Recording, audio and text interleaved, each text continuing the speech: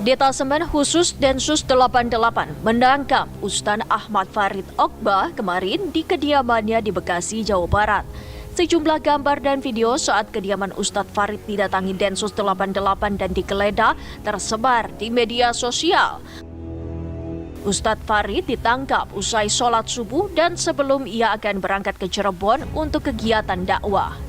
Di hari yang sama, Densus 88 juga mengamankan dua tokoh agama lainnya, yaitu Ustadz Ahmad Zain Anjana dan Ustadz Anung Al-Hamad. Keduanya diketahui merupakan lulusan Universitas Al-Azhar, Kairo, dan berprofesi sebagai dosen. Ustadz Ahmad Zain Anjana bahkan saat ini masih menjabat sebagai anggota Komisi Fatwa MUI. Berdasarkan keterangan Mabes Polri, ketiganya dituduh memiliki afiliasi dengan jaringan teroris Jamaah Islamiyah. Saat penggeledahan, sejumlah buku yang kerap dibaca ketiganya juga diamankan. Di antaranya, buku tentang politik Islam Hindia Belanda, Muhammadiyah itu NU, dan Utang Republik pada Islam. Tim TV One mengabarkan. Prihatin ya atas penangkapan ini, karena itu kita mempertanyakan atas dasar apa dilakukan penangkapan tersebut.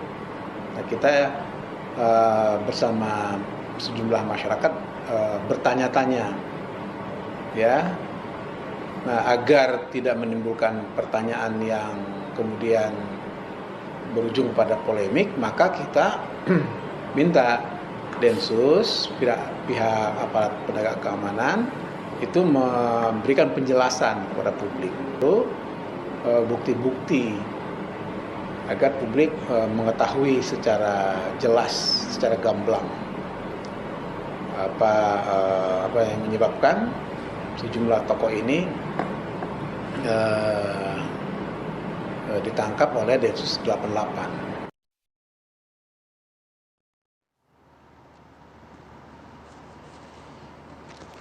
Ya, kita akan membahas mengenai hal ini, mengenai 3 orang ustadz yang ditangkap oleh pihak kepolisian kemarin pagi. Nah, sudah bergabung bersama kami ada Ismar Syafruddin, koordinator kuasa hukum terduga teroris. Yang kedua, kami juga akan menghubungi Kabag Penum di Humas Polri, Kombes Ahmad Ramadan, yang bisa bergabung sesaat lagi bersama kami pagi hari ini. Oke, saya mau ke Pak Ismar terlebih dahulu. Pak Ismar, menanggapi 3 orang atau klien Anda yang ditangkap oleh polisi dengan dugaan terlibat terorisme. Apa komentar dan juga tanggapan dari tim kuasa hukum? Baik, terima kasih Mas Bayu, Mbak Anne. Terkait permasalahan ini, kami dari kuasa hukum memang sampai saat ini belum diberi akses ya untuk melakukan pendampingan terhadap klien kami ini, di mana hal tersebut harusnya akan dijamin oleh undang-undang, ya. Itu mungkin yang pertama. Terus kedua, proses penangkapannya juga ini sangat miris, ya, bahwa patut kami sampaikan bahwa beliau ini adalah tokoh masyarakat, guru-guru, banyak mengajarkan tentang keislaman kepada masyarakat. Ini tiga-tiganya, ya, baik Dr. Zain An-Najah, Dr. Anung Al-Hamad, Ustadz Farid Ahmad LCMA. Beliau itu semua adalah guru-guru kami, guru-guru luar biasa untuk bisa hidupnya itu adalah dakwah, ya. Beliau nggak ada sedikit pun sirik untuk menjadi seorang teroris, ya. Apalagi ini beliau itu adalah salah satu ketua partai dakwah yang baru-baru didirikan, dan beliau juga baru-baru ini diundang oleh Presiden kita, Bapak Insinyur Jokowi, ya, untuk diminta itu nasihat. Waktu itu diundang bersama dengan Ketua Parmusi, karena beliau juga di situ salah satu pengurus di Parmusi. Itu makanya sangat miris ketika beliau langsung dilakukan penangkapan, penahanan dengan cara-cara yang sayangnya sangat tidak wajar untuk dilakukan terhadap seorang ulama seperti itu. Beliau itu adalah punya rumah, punya tempat yang jelas. Ya, beliau tidak ada sedikit pun mungkin kalau mau dianggap kenapa nggak dipanggil saja. Kan presiden aja memanggil, beliau datang. Ya, beliau berapa kali. Tapi dan Pak saya ya. Ya, Pak Ismar, ketika ditangkap kan juga mungkin ada komunikasi ya dari pihak kepolisian gitu. Sebenarnya ketika disebutkan dugaan terlibat terorisme, bentuknya seperti apa? Dijelaskan tidak? Sudah ada keterangan itu belum? Tidak ada keterangan sama sekali. Saya kemarin itu karena rumah saya dengan beliau nggak terlalu jauh, begitu diberitahu sama keluarga bahwa ada polisi datang, saya ke sana. Ternyata itu sisa untuk melakukan penggeledahan, ya. Itu jadi proses penangkapannya itu adalah di masjid kalau beliau pas begitu selesai sholat, ya boleh kan udah tahu tempatnya, ataukah pada saat polisi datang untuk menggeledah, bawalah surat penangkapan itu. Ini luar biasa betul ini hak-hak asasi dari klien kami tidak dipenuhi dengan baik. Kemudian pada saat penggeledahan pun juga kami minta surat penggeledahan itu, ya, ataukah surat penangkapan, hanya diperlihatkan ya kepada RT RW, kemudian saya diambil lagi. Ada apa harusnya kan kayak masalah penyitaan itu kan harus jelas apa-apa yang disita disimpan di tempat kita. Oh ya, peran kita disita. Kan itu buku-buku. Buku-buku itu pun ternyata kan banyak pemberian dari orang yang kan baru-baru datang itu. Yang buku-buku itu kan beliau udah seorang ulama yang ditokohkan lah oleh beberapa masyarakat ya. Ternyata ada yang mengirimkan buku. Buku itu ternyata dijadikan ini juga sebagian itu jadi bukti. Dan itu Bu. Iya. Ya, kita mungkin akan coba mencari jawabannya. Sudah bergabung bersama kita Kombes Ahmad Ramadan, Kabak Penum Divhumas Polri. Selamat pagi Pak Ahmad. Selamat pagi, Assalamualaikum warahmatullahi wabarakatuh. Waalaikumsalam warahmatullahi wabarakatuh. Pak Ahmad, mungkin juga yang menjadi pertanyaan tadi dari Pak Ismar, sebenarnya dasar dari penangkapan ini apa, Pak Ahmad? Terkait dengan penangkapan, tentunya Polri dalam hal ini Densus 88 telah melakukan pemeriksaan awal ya, pemeriksaan terhadap para tersangka yang ditangkap dan mengumpulkan bukti-bukti yang cukup. Artinya penangkapan terhadap para tersangka teroris yang dilakukan oleh Densus 88 anti teror Polri tentu telah didukung oleh bukti-bukti yang cukup. Dan perlu saya sampaikan, fokusnya adalah pada keterlibatan tindak pidana terorisme. Dalam hal ini, keterlibatan para tersangka dalam jaringan JI, jaringan organisasi teroris. Di mana JI ini ditetapkan oleh pengadilan sebagai organisasi teroris dan terlarang. Tentu konsekuensi setiap orang yang bergabung atau terlibat dengan JI, konsekuensinya adalah proses hukum. Gitu, Mbak. Oke. Nah, mungkin yang ingin diketahui dari kuasa hukum dan juga publik adalah bentuk keterlibatannya ini apa, Pak Ahmad? Oke, kami sampaikan ya, hasil pemeriksaan dan fakta-fakta yang dikumpulkan, keterlibatan dari saudara FAO, saudara AZ, dan saudara AA, yaitu merupakan tim sepuh atau Dewan Suro JI. Kemudian yang bersangkutan, beliau merupakan anggota Dewan Syariah, Lembaga Amal Zakat BM Aba, yang mana lembaga ini adalah lembaga yang terafiliasi dengan jaringan JI. Di mana lembaga Amil Zakat BM Aba ini adalah sebagai pengumpul dana, yang mana dana-dana yang terkumpul digunakan untuk kegiatan-kegiatan aksi terorisme. Di antaranya untuk pelatihan militer JI, mengirim pasukan JI ke daerah lokasi yang sebenarnya di luar negeri, kemudian juga sebagai dana madlubin, di mana untuk menyokong atau mendukung para DPO yang bersembunyi, Itu diantaranya. Demikian, Mas. Oke. Nah, tadi Pak Ahmad Ramadan kan menyebutkan soal status organisasi ya di Jamaah Islamiyah gitu, di JI begitu. Nah, dengan turunannya ada menyokong dana, mengirimkan beberapa anggota dan lain sebagainya. Nah, bukti mungkin ya yang menguatkan bahwa 3 orang ini masih terlibat aktif itu, karena kan kita tahu JI kan sudah dilarang sejak 2007 gitu. Nah, keterlibatan aktifnya ini seperti apa, Pak Ahmad? Ya, jadi begini, organisasi JI dilarang, tapi ideologi di dalam JI itu tetap ada di masyarakat ya.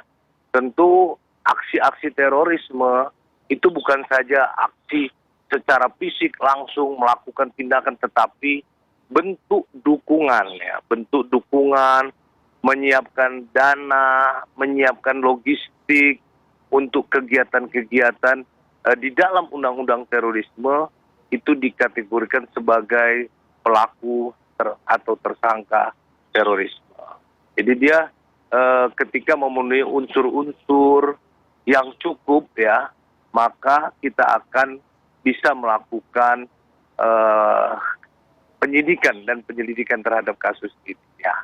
Gitu. Jadi kita harus melihat bahwa terorisme ini merupakan ancaman serius bagi bangsa dan negara ya. Tentu yang paling penting adalah ideologi ya.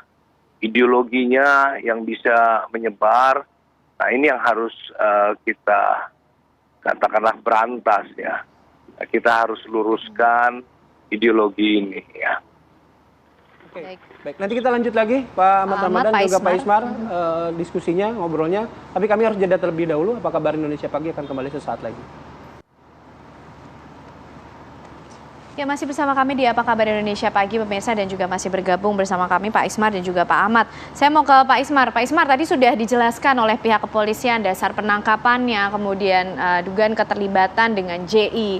Kalau dari pihak Pak Ismar dan juga ketiga orang klien dari Pak Ismar, apalagi kejanggalan yang dilihat atau menanggapi apa tadi penjelasan dari pihak kepolisian? Iya, baik. Ini masalah JI ini memang sama halnya dengan masalah ISIS, sama halnya dengan beberapa yang dimunculkan selama ini itu kan ternyata pihak kayak dari Amerika sendiri aja kan mulai sekarang sudah menganggap bahwa ISIS tidak ada gitu kan. Maksudnya dalam artian sudah tidak terlalu ini masalah teroris lagi lah ya. Untuk masalah JI ini kita memang masih tanda tanya gitu. Yang halo, masalah yang dianggap, iya, halo, ya silakan Pak Ismar. ya, yang masalah beliau dituduhkan itu adalah suatu hal yang menurut kami jauh dari fakta-fakta sebenarnya ya, bahwa beliau itu betul-betul keseharian beliau itu bangun pagi itu dakwah ya, sebelum subuh aja beliau sudah keluar rumah, diundang ke masjid mana, pulang itu malam. Beliau udah keliling aja itu. Ya, bertiga ini sama. Nah, kalau Dr. Zain itu belakangan ini memang banyak menulis buku karena beliau itu sangat produktif. Bukunya aja udah puluhan itu beliau tulis. Dan saya yakin banget guru-guru kami ini mereka tidak paham apa itu JI. Saya yakin 1000% ya. Kalau masalah yayasan-yayasan mungkin karena beliau adalah seorang ulama, seorang ustadz yang terkadang kalau mereka ada bikin yayasan aja tuh, Ustadz bisa nggak jadi penasihat kami? Ustadz bisa nggak jadi, ataukah mereka akan membuat suatu sekolah? Kadang beliau ditunjuk sebagai diminta sebagai bukan cuma sebagai narasumber, kadang diminta sebagai penasehat. Karena memang beliau betul-betul memberi nasihat ya selama ini. Kalau kemarin sempat juga saya lihat bahwa ada beliau dianggap JI tapi tidak masuk dalam struktur tertulis katanya cuma klaim apa bagaimana segalanya itu banyak kejanggalan-kejanggalan. Itu pun juga mereka menganggap sebagai versinya karena teman-teman dari kepolisian lah yang memang mempunyai kewenangan saat ini yang kita masih tanda tanya ya. Cuman coba tolong deh fair juga kasih kami kesempatan untuk betul-betul melakukan pembelaan yang fair. Untuk kami bisa melakukan pendampingan hukum gitu loh. Ini keluarga langsung nggak tahu kemana ini. Beliau ini ditahan di mana sebenarnya kok? Ini udah kayak penculikan lagi gitu loh. Saya pikir dengan adanya presis di yang Kapolri baru yang selama ini luar biasa mengkampanyekan bagaimana mengembalikan marwah kepolisian, ini semakin saya rasa masyarakat makin a priori terhadap hal seperti ini. Jadi Oke, nanti, tolong Bapak. ya, nanti permintaan soal tolong pendampingan kami akses. kita oke, nanti kita sampaikan juga ke Pak Ahmad Ramadan soal pendampingan. Tapi saya ingin tanya dulu soal hubungan antara Ustadz Farid ini dengan 2 terduga lainnya. Kan salah satunya juga merupakan anggota Komisi Fatwa MUI ya. Nah, sepengetahuan Pak Ismar ini bagaimana? Ketiga-tiganya ini apakah aktif dalam organisasi yang sama? Beliau itu adalah jadi kita di sini ada Yayasan Al-Islam. Yayasan Islam itu adalah merupakan suatu lembaga pendidikan Mahat Ali ya, jadi perguruan tinggi untuk menampung para santri-santri untuk direkrut menjadi ulama-ulama. Nah, beliau bersama beliau lah di sini ya, sama untuk sebagai pengurus, sebagai pendiri yayasan, dan kalau dulu Ustadz Anung sebagai salah satu direktur ya. Nah, kemudian diganti oleh Ustadz Dr. Zain An-Najah. Jadi sekolah biasa, dan sekolah itu luar biasa menghasilkan kader-kader yang baik. Jadi beliau adalah ulama-ulama santun, apalagi Dr. Zain itu jauh lebih cara bicaranya itu kalau dia menyampaikan itu kan pakar ini. Beliau adalah pakar fikih kontemporer. Ustadz Anung itu adalah pakar selama ini. Beliau mulai menentang bukunya Aman Abdurrahman itu sampai berapa kali debat dengan para teman-teman yang simpatisan ISIS. Beliau itu bikin bukunya malah sampai untuk menentang itu. Makanya saya aneh sekali kalau beliau dibawa-bawa sebagai bagaimana lagi humble-nya seorang teroris ya. Dan perlu saya sampaikan, Ustadz Farid itu ada penghargaan dari bintang 3 saya lihat di situ dari intelijen loh. Ya, beliau kan berapa kali mengisi di sana. Murid-muridnya beliau luar biasa, banyak sekali itu kalangan. Jadi baik. keterkaitan beliau memang adalah sangat erat, bertiga itu beliau bersama-sama untuk mendirikan perguruan tinggi untuk mencerdaskan umat, insya Allah ya. Oke. Pak Ahmad, lalu saya mau ke Pak Ahmad, lalu apa kemudian langkah-langkah lanjutan yang akan dilakukan oleh pihak kepolisian? Setidaknya sudah ada 3 orang yang diamankan saat ini dengan dugaan keterlibatan dengan tindakan terorisme. Inikah juga yang menjadi awal atau mungkin akan ada langkah lanjutan untuk bisa mencari keterlibatan lain yang diduga juga terkait dengan tindakan-tindakan terorisme? Saya sampaikan Mbak, ini bukan awal ya, ini proses yang berkelanjutan. Proses dalam rangka pencegahan dan penegakan hukum terhadap aksi-aksi terorisme di Indonesia. Jadi penangkapan yang dilakukan terhadap 3 tersangka beberapa hari yang lalu tentu bukan proses yang tiba-tiba. Tentu Densus 88 melakukan pemeriksaan yang bukan singkat, panjang, mendalami dengan benar-benar. Kita tidak mungkin melakukan tindakan yang semena-mena ya. Artinya kita melakukan proses ini melalui kajian, meyakinkan betul yang bersangkutan memenuhi unsur-unsur tindak pidana terorisme. Nah, kami sampaikan juga, kami menghargai hukum. Tentu kami menghormati hak-hak daripada tersangka ya, seperti disampaikan Pak Ismar, pendampingan tentu hak-hak tersangka kami akan memberikannya ya, hak termasuk apalagi hak yang lebih mengakar ya, hak asasi manusia ya. Jadi hak ibadah, hak apa, termasuk hak pendampingan kuasa hukum itu tentu akan kami berikan gitu ya. Nah, tindak lanjutnya kita secara berkelanjutan akan selalu melakukan pencegahan ya dan penegakan hukum ya. Kita akan mengembangkan siapa-siapa saja yang terlibat ya.